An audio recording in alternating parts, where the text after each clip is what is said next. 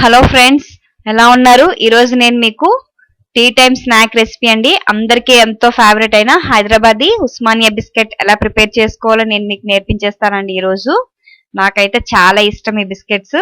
నేను చెప్పే tips follow అయితే మనకి పర్ఫెక్ట్గా వస్తాయండి. ఈ ఉస్మానియా బిస్కెట్స్ చాలా టేస్టీగా ఉంటాయి. దీన్ని ఇష్టపడిన వారంటూ ఎవరు ఉండరు. ఇంకెందుకు ఆలస్యం, మీరు కూడా తప్పక ట్రై చేసి ఎలా వచ్చిందో నాకు కమెంట్ చేయండి. ఇప్పుడు ఇంకెందుకు ఆలస్యం, రెసిపీలోకి వెళ్ళిపోదాం. ఇప్పుడు ఒక మిక్సింగ్ బౌల్ తీసుకొని ఒక 3 టేబుల్ స్పూన్ వరకు బటర్ తీసుకున్నానండి. నేను ఇది ఇంట్లోనే ప్రిపేర్ చేశాను, అందువల్ల ఇలా ఉంది ఈ బటర్.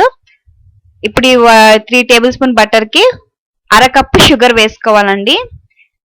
ఇప్పుడు రెండింటిని కూడా బాగా కలుపుకోవాలండి. మీకు ఒకవేళ బటర్ లేదు అనుకుంటే నెయ్యి కానీ డాల్డా కానీ వేయచ్చు, కానీ అంత పర్ఫెక్ట్గా రావు అవి యూస్ చేయడం వల్ల. మనకి బటర్ వేయడం వల్లనే అంత బాగా వస్తాయండి ఈ బిస్కెట్స్ అనేవి, అవే టేస్ట్ వస్తాయి మనకి.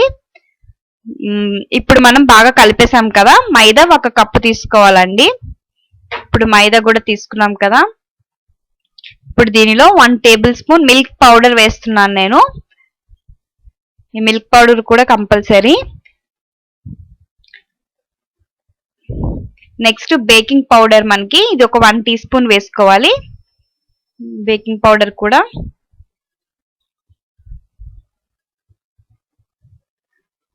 ఇప్పుడు దీనిలో సాల్ట్ అండి, కొద్దిగా టేస్ట్ కి సరిపడా వేసుకోవాలి. మనకి అక్కడ సాల్ట్ తగులుతూ ఉంటాయి కదా ఉస్మానియా బిస్కెట్స్ అంటే, కొద్దిగా సాల్ట్ వేసుకోండి, ఎక్కువ వేసుకోవద్దు, మళ్ళీ సాల్టీగా అయిపోతుంది. కాబట్టి పిండి అంతా ఒకసారి బాగా అన్ని మిక్స్ అయ్యేటట్టు బాగా కలుపుకోవాలి.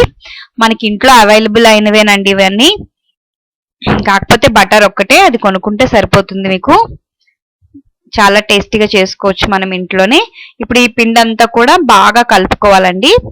ఇప్పుడు మరిగి చల్లార్చిన పాలు వేసుకొని, కొద్ది కొద్దిగా పాలు వేసుకోండి, ఒక్కసారి వేసుకోవద్దు, కొద్ది కొద్దిగా వేసుకొని ఇప్పుడు పిండిని ఈ విధంగా కలుపుకుంటూ సాఫ్ట్, మనం పూరీకి ఎలా కలుపుతామో అదే మాదిరిగా కలుపుకోవాలండి.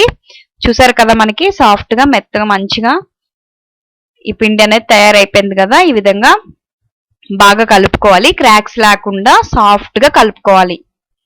ఈ పిండి అనేది మనకి రెడీ అయిపోయింది కదా. ఇప్పుడు పక్కన పెట్టేసుకొని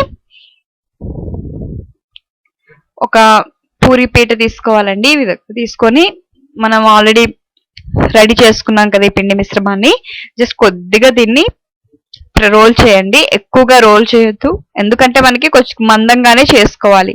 ఎందుకంటే మనకి ఉస్మానియా బిస్కెట్స్ కొంచెం ఉబ్బెత్తుగా మందంగా ఉంటాయి కాబట్టి నేను అదే షేప్ తీసుకున్నానండి. 1 కప్పు ఈ షేప్ తో మనకి రౌండ్ గా ఈ విధంగా సర్కిల్ చేసుకోవాలి.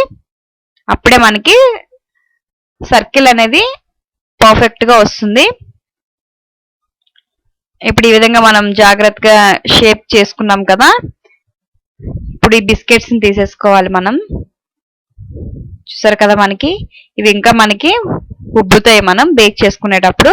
ఒక నెయ్యి రాసుకోవాలండి ఈ ప్లేట్ కి, బేక్ చేసుకునే ప్లేట్ కి నెయ్యి రాసుకొని ఇప్పుడు మనం నేను 6 చేశానండి ఇవి. ఇప్పుడు అడుగున సాల్ట్ వేసేసుకొని ప్రీ హీట్ కి ఒక 5 మినిట్స్ హై ఫ్లేమ్ లో పెట్టుకోవాలి దీన్ని. ఇప్పుడు ఈ విధంగా మూత పెట్టేసుకొని హై ఫ్లేమ్ లో ఒక 5 మినిట్స్ ప్రీ హీట్ చేసుకుందాం.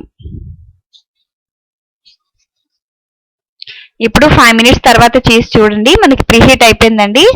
ఇప్పుడు మనం దీన్ని జాగ్రత్తగా, వేడిగా ఉంటుంది కాబట్టి కొంచెం జాగ్రత్తగా పెట్టుకోండి. ఇప్పుడు దీన్ని ఒక 20-25 మినిట్స్ ఇలానే బేక్ చేసుకోవాలండి. మనకి బిస్కెట్స్ రెడీ అవుతాయి. లో ఫ్లేమ్ మీద పెట్టుకొని చేసుకోవాలండి. మనకి చూసారు కదా, ఇప్పుడు 20 మినిట్స్ తర్వాత మీకు చూపిస్తున్నానండి. కొద్దిగా మనకి బిస్కెట్స్ రెడీ అయ్యాయి, కలర్ చేంజ్ అయిపోయాయి కదా. కానీ ఇంకొక 5 మినిట్స్ మనకి మళ్ళీ బేక్ చేసుకుందాము. అడుగున కొద్దిగా నాకు కాళ్ళట్టు అనిపించింది. మళ్ళీ 5 మినిట్స్ తర్వాత చూసారు కదా, మనకి ఇప్పుడు కలర్ చేంజ్ అయ్యాయి, ఇంకొంచెం పర్ఫెక్ట్ గా మనకి బేక్ అయిపోయాయండి బిస్కెట్స్. బ్యాక్ సైడ్ కూడా చూసారు కదా, మనకి పర్ఫెక్ట్ గా బేక్ అయ్యాయి. మనకి ఉస్మానియా బిస్కెట్స్ అనేవి ఇంత ఈజీగా మనం ఇంట్లోనే ప్రిపేర్ చేసుకోవచ్చు. ఇంకెందుకు ఆలస్యం, మీరు కూడా తప్పక ట్రై చేసి నాకు కమెంట్ చేయండి. ఈ రెసిపీ కనుక మీకు నచ్చినట్లయితే లైక్ చేయండి, షేర్ చేయండి, మా ఛానల్ కి తప్పకుండా సబ్స్క్రైబ్ అవ్వండి. Thanks for watching.